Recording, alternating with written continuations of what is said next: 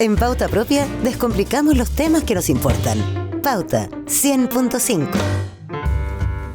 La promesa de leer pensamientos ha estado confinada a dos lugares muy distintos: la ciencia ficción y los pabellones más extremos de la neurocirugía.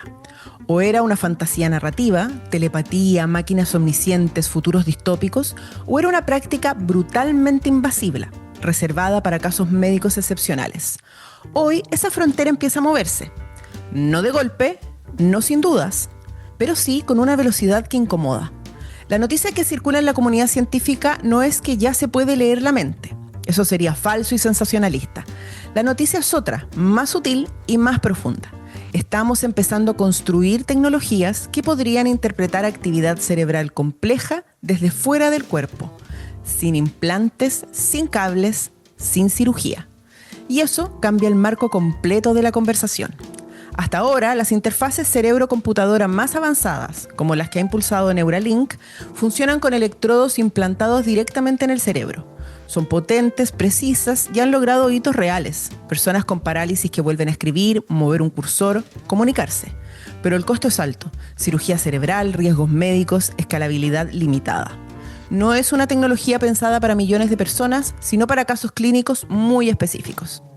El nuevo giro apunta a otra dirección. Equipos de investigación y startups respaldadas por capital de riesgo están explorando interfaces no invasivas basadas en ultrasonido. La idea, en términos simples, es esta: usar ondas ultrasónicas de alta precisión para escuchar lo que ocurre dentro del cerebro, detectar patrones de actividad neuronal y, con ayuda de inteligencia artificial, traducirlos en información interpretable. No se trata de captar pensamientos como frases completas ni imágenes nítidas. El cerebro no funciona así. Lo que se registra son variaciones minúsculas en el flujo sanguíneo, en la elasticidad de los tejidos, en la actividad colectiva de grupos de neuronas. Es un lenguaje indirecto, borroso, lleno de ruido, pero también es un lenguaje real que ya se usa en investigación médica. El ultrasonido tiene una ventaja clave frente a otras técnicas no invasivas: mayor resolución espacial. Puede enfocarse en zonas profundas del cerebro con más precisión sin atravesar el cráneo con electrodos. En laboratorios ya se ha demostrado que el ultrasonido focalizado puede estimular regiones específicas del cerebro, modular estados neuronales e incluso alterar circuitos de forma temporal. No es magia, es física aplicada a la biología. El verdadero salto, y aquí entra la inteligencia artificial, es el procesamiento de esas señales. Durante años el problema no fue solo ver el cerebro, sino entender qué significaban los datos. Hoy, los modelos de aprendizaje automático permiten detectar patrones complejos donde antes solo había ruido. No leen ideas, pero aprenden correlaciones. Este patrón se asocia a un movimiento, este otro a una intención, este a una decisión binaria. Paso a paso, sin épica hollywoodense, pero con consecuencias reales. Pero ojo, hay que bajar varias revoluciones. Esta tecnología está en una etapa temprana. Las señales son débiles, la interpretación es probabilística y los riesgos de sobreprometer son enormes. La historia de la neurociencia está llena de promesas que no escalaron. Además, existe una tentación permanente, especialmente cuando entra el capital tecnológico, de vender el futuro antes de que exista. Pero también sería un error mirar este hecho solo con sospecha. El avance es genuino. Si se logra perfeccionar, podría transformar la rehabilitación neurológica, la comunicación asistida, el tratamiento de enfermedades motoras y cognitivas. Para millones de personas, una interfaz no invasiva podría significar acceso, autonomía y dignidad sin pasar por un quirófano. El problema aparece cuando la conversación se desplaza demasiado rápido del laboratorio al mercado, porque leer actividad cerebral no es como leer datos biométricos. No es frecuencia cardíaca ni pasos diarios, es la frontera más íntima que tenemos. La pregunta ya no es solo qué puede hacer la tecnología, sino quién controla los datos mentales, cómo se regulan, qué se considera consentimiento y qué pasa cuando la línea entre intención, emoción y pensamiento empieza a difuminarse.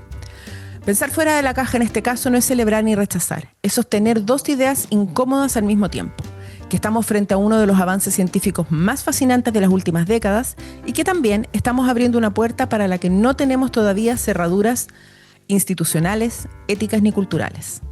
Tal vez no estemos cerca de leer la mente, pero sí estamos cerca de algo igual de disruptivo: hacer visible lo que siempre dimos por inaccesible.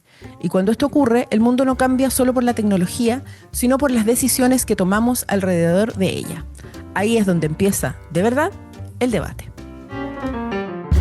Estás en Pauta Propia, junto a Connie Stipicic, en Radio Pauta 100.5.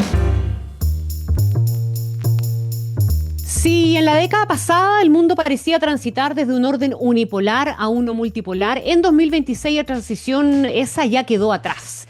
El sistema internacional funciona hoy más como un campo de fricciones simultáneas que como un equilibrio entre polos claros. No hay bloques cerrados ni liderazgos incuestionables, hay potencia con capacidad de daño, alianzas tácticas y un cálculo permanente de costos y beneficios a corto plazo. La estabilidad dejó de ser el supuesto de fondo, la volatilidad pasó a ser la norma. En el año de su aniversario número 250, Estados Unidos sigue siendo la principal potencia militar, financiera y tecnológica del planeta, pero opera con una lógica más selectiva y transaccional. La polarización interna, la más profunda desde los años 60, limita su margen de maniobra externa y refuerza una política exterior menos ideológica y más funcional. Tal como ha señalado The Economist y el Council of Foreign Relations, Washington prioriza coaliciones a la carta: defensa del Indo-Pacífico, control de tecnologías críticas, seguridad energética y contención estratégica de China, sin compromisos multilaterales de largo aliento. No es aislamiento, pero sí un liderazgo menos dispuesto a pagar costos sistémicos. China entra a 2026 con un crecimiento económico más lento y tensiones estructurales internas, demografía, deuda, productividad, pero con una estrategia internacional más sofisticada. Su influencia ya no descansa principalmente en megaproyectos de infraestructura, sino en estándares tecnológicos, control de datos, sistemas de pago, inteligencia artificial, satélites y diplomacia activa en el sur global. La competencia con Estados Unidos dejó de ser comercial, hoy se juega en semiconductores, energía, capacidades militares avanzadas y gobernanza digital. Pekín apuesta a moldear reglas antes que a dominar mercados. Europa llega a este 2026 marcada por la guerra en Ucrania, que entra en una fase prolongada sin resolución clara. El conflicto aceleró decisiones antes impensables: aumento sostenido del gasto militar, diversificación energética y una narrativa de seguridad más dura. Sin embargo, la Unión Europea sigue atrapada entre su aspiración de autonomía estratégica y su dependencia de alianzas externas, especialmente con Estados Unidos.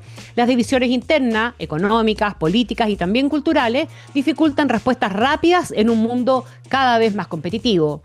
Medio Oriente sigue siendo uno de los principales detonantes del riesgo global. A los conflictos abiertos y rivalidades históricas se suman un nuevo elemento estructural: la militarización de rutas marítimas críticas, especialmente en el Mar Rojo y en el Golfo Pérsico. Cerca del 12% del comercio mundial pasa por esas vías, lo que convierte cualquier escalada regional en un problema económico global. La energía, la seguridad y la fragmentación estatal siguen entrelazadas. África se consolida como uno de los espacios centrales del orden emergente. Su peso demográfico, la competencia por recursos estratégicos y la presencia simultánea de China, Rusia, Turquía, Estados Unidos y la Unión Europea convierten al continente en un laboratorio geopolítico. La inestabilidad en Sahel, los golpes de Estado y la externalización de funciones de seguridad muestran un patrón: el Estado como actor frágil en un entorno de competencia global intensa. El cambio climático dejó de ser un tema sectorial. Según la Organización Meteorológica Mundial, sequías, estrés hídrico, eventos extremos y migraciones climáticas ya generan tensiones políticas directas. Las disputas por agua y alimentos, visibles en Asia Central, el Cuerno de África y partes de Sudamérica, se integran a la agenda de seguridad nacional. El clima es un factor de poder hoy día.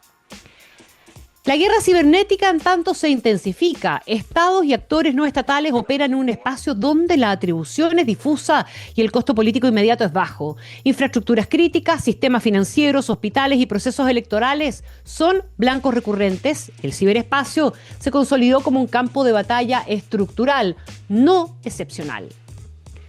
Veamos qué pasa en América Latina. La región mantiene una ventaja comparativa clave: la ausencia de conflictos interestatales relevantes, pero sus debilidades internas, el crimen organizado, la fragilidad fiscal, la desigualdad y la baja productividad limitan su influencia global. Aún así, en 2026, América Latina se vuelve estratégica por lo que tiene, no por lo que decide: litio, cobre, agua dulce, biodiversidad y energías renovables. Las grandes potencias intensifican su presencia económica y diplomática y elevan tanto las oportunidades como los riesgos.